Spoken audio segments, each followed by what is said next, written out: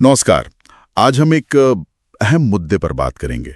भारत में wild life conservation यानी जंगली जानवरों और जंगलों को बचाने की कोशिशें। जी। हमारे पास जो जानकारी है वो एक किताब वन्यजीव संरक्षण भारत का प्रयास के कुछ हिस्सों से ली गई है।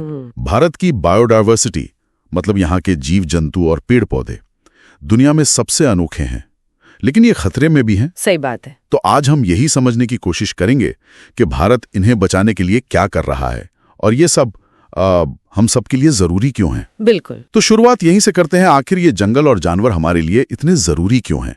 क्या सिर्फ देखने में अच्छे लगते हैं बस इसलिए? नहीं, बात उससे कहीं ज्यादा गहरी है। अब देखिए, ये जो हमारी धरती है ये लाखों करोड़ों जीवों का घर है। हाँ। और हम इंसान भी इसी बड़े इकोसिस्टम का एक छोटा सा हिस्सा है। सही। हमारी हवा जिससे हम सांस लेते हैं, पानी जो हम पीते हैं, मिट्टी जिसमें अनाज उगता है, ये सब कुछ इन्हीं पौधों, जानवरों और वो जो छोटे छोटे माइक्रो ऑर्गेनिज्म होते हैं ना, हाँ। उन पे निर्भर है।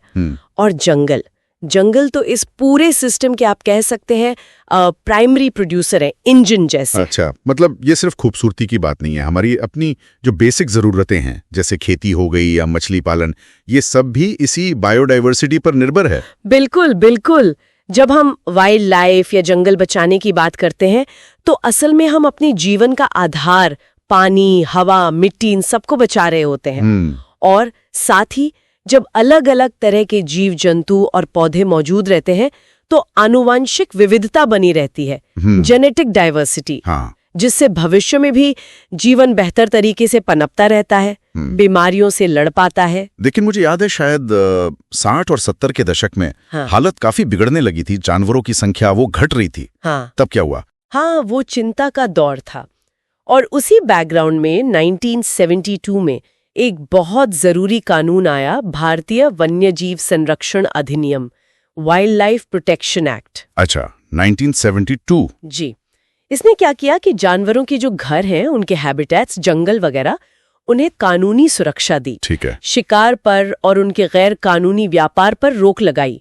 और सबसे अहम, उन जानवरों की एक लिस्ट जारी की जिन्हें बचाना सबसे ज्यादा जरूरी था, संकटग्रस्त प्रजातियां। और फिर सरकारों ने भी एक्शन लिया होगा, जैसे नेशनल पार्क वगैरह बनाए। हाँ बिल्कुल, केंद्र सरकार ने और अलग अलग राज्यों की सरकारों ने भी नेशनल पार्क बनाए, वाइल्ड लाइफ सेंचुरीज बनाई। और साथ ही जो जानवर बहुत ही ज्यादा खतरे में थे, क्रिटिकली एंडेंजर्ड, जैसे कि बाघ, एक सिंग वाला गेंडा, कश्मीरी बारहसिंगा जिसे हंगुल भी कहते हैं, मगरमच्छ की 3 किस्में हैं भारत में, मीठे पानी वाला, खारे पानी वाला और घड़ियाल, बर्फीला तेंदुआ। इनको भी शिकार और गैर कानूनी व्यापार से बचाने के लिए पूरी या कुछ हद तक कानूनी सुरक्षा दी गई है। इनमें सबसे ज्यादा चर्चा में तो शायद प्रोजेक्ट टाइगर रहा है, जो 1973 में शुरू हुआ था। मैंने सुना है तब बाघों की हालत बहुत खराब थी। हाँ, हालत वाकई बहुत ज्यादा खराब थी। आप अंदाजा लगाइए, 20वीं सदी की शुरुआत में जहां अनुमान था कि भारत में करीब 55,000 बाघ होंगे। 55,000? हाँ, वो संख्या 1973 तक आते आते मुश्किल से 1800-1900 के आसपास रह गई थी। अरे बाप रे, इतना कम? जी। इसके कारण कई थे। गैरकानूनी शिकार तो था ही, उनके रहने की जगह जंगल वो सिकुड़ रहे थे, उनके खाने के लिए जो जानवर होते हैं, हिरन वगैरह, उनकी कमी हो रही थी, और बढ़ती इंसानी आबादी का दबाव तो था ही। भारत और नेपाल, जहां दुनिया के करीब 2/3 बाघ रहते हैं, वो शिकारियों के, पोचर्स के खास निशाने पर थे। तो क्या ये प्रोजेक्ट टाइगर सिर्फ बाघ बचाने के लिए था या इसका कोई और बड़ा मकसद भी समझा गया? इसे सिर्फ बाघ बचाने की कोशिश नहीं माना गया, बल्कि ये सोचा गया कि बाघ को बचाएंगे तो उसका पूरा घर, उसका पूरा इकोसिस्टम, यानी बड़े पैमाने पर अलग अलग तरह के जो कुदरती माहौल हैं, जिन्हें बायोटाइप कहते हैं, अच्छा, उन सब को बचाने का ये एक महत्वपूर्ण साधन बनेगा, अम्ब्रेला स्पीशीज की तरह। समझ गया। कौन कौन से प्रमुख टाइगर रिजर्व्स हैं भारत में?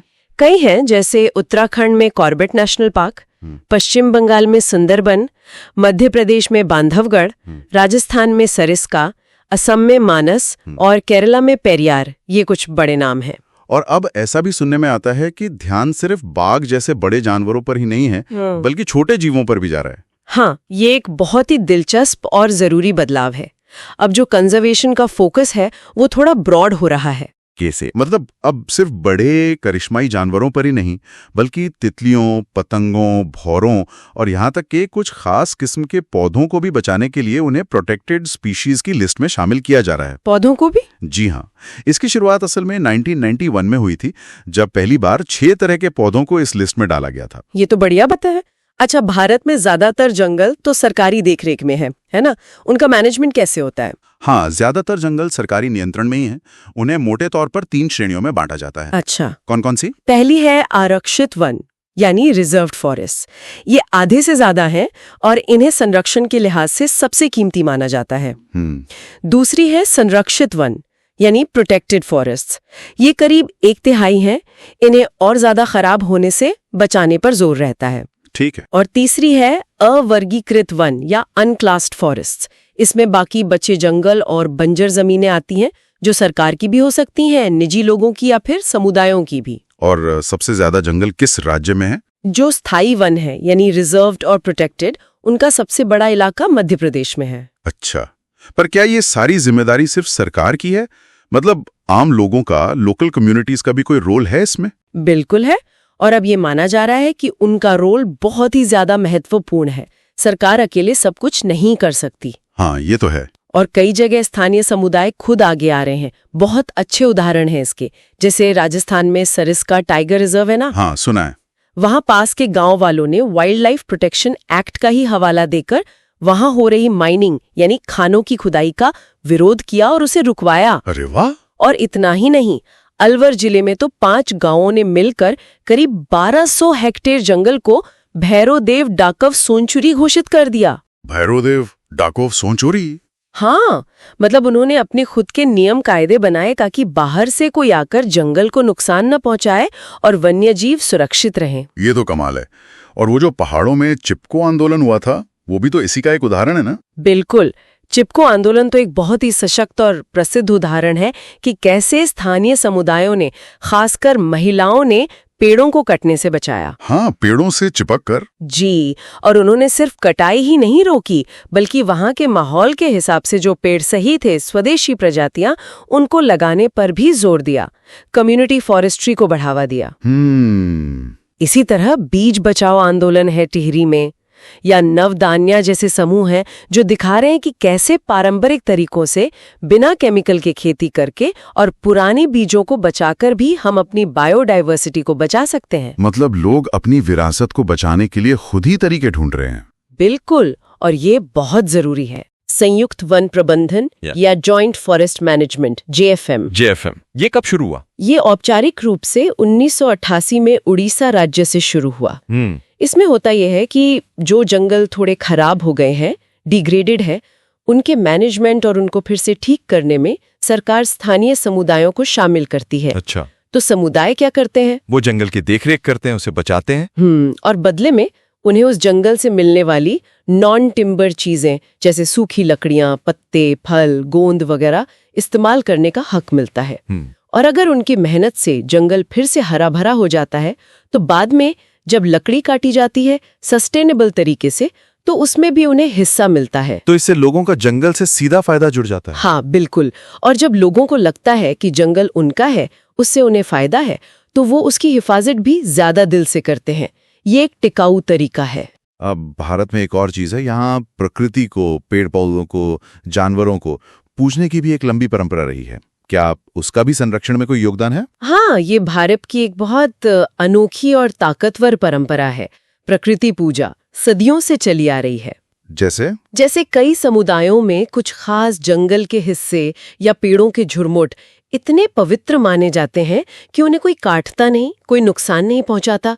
उन्हें सेक्रेड ग्रोव्स या पवित्र उपवन कहते हैं। अच्छा, सेक्रेड ग्रोव्स। हाँ, और अक्सर इन जगहों पर कई ऐसी दुर्लभ प्रजातियां मिल जाती हैं जो शायद बाकी जगहों से खत्म हो गई हों। ये एक तरह के रिफ्यूज बन जाते हैं। फिर आप देखिए, जैसे झारखंड, छत्तीसगढ़ के मुंडा और संथाल आदिवासी हैं, वो महुआ और कदम के पेड़ की पूजा करते हैं। ओडिशा और बिहार के आदिवासी इमली और आम के पेड़ की शादी के समय पूजा करते हैं। हाँ, सुना है मैंने। बिल्कुल। कई समुदायों में झरने, पहाड़ की चोटियां, खास पौधे, जानवर, इन सबको पवित्र मानकर उनकी रक्षा की जाती है। राजस्थान के बिश्नोई समुदाय का उदाहरण तो बहुत ही प्रसिद्ध है। उनके गांवों के आसपास आप देखेंगे काले हिरण, चिंकारा, नीलगाय, मोर, ये सब एकदम निडर होकर घूमते हैं। हाँ। वो समुदाय का हिस्सा माने जाते हैं और उन्हें कोई भी नुकसान नहीं पहुंचाता। ये उनकी आस्था का हिस्सा है। तो ये सारी बातें सुनकर लगता है कि भारत की ये जो अनोखी बायोडायवर्सिटी है, ये वाकई बहुत कीमती है और इसे बचाने के लिए सिर्फ सरकारी कानून या प्रोजेक्ट्स ही काफी नहीं है। नहीं, बिल्कुल नहीं। बल्कि लोगों की भागीदारी, समुदायों का साथ आना, ये सबसे ज्यादा जरूरी है। ये असल में सिर्फ जानवर या पेड़ बचाने की बात नहीं है। सही कहा। ये तो अपने ही जीवन का जो आधार है, हवा, पानी, मिट्टी, उसे बचाने की कोशिश है। बिल्कुल। इन सारे उदाहरणों और कोशिशों से एक सबक तो बिल्कुल साफ है, वो ये कि पर्यावरण का जो विनाश होता है या फिर उसका जो पुनर्निर्माण होता है, दोनों में ही स्थानीय समुदायों की भूमिका अहम है। अगर हमें लंबे समय तक चलने वाला सस्टेनेबल कंजर्वेशन चाहिए, तो हमें इन समुदायों को फैसले लेने की प्रक्रिया में शामिल करना ही होगा, उन्हें केंद्र में रखना होगा। सही बात है। उनके ज्ञान, उनकी जरूरतों और उनके अधिकारों का सम्मान करना होगा। आखिर में मुझे गौतम बुद्ध की एक बात याद आ रही है। उन्होंने कहा था, वृक्ष असीमित दया और परोपकार का एक अजीब जीव है।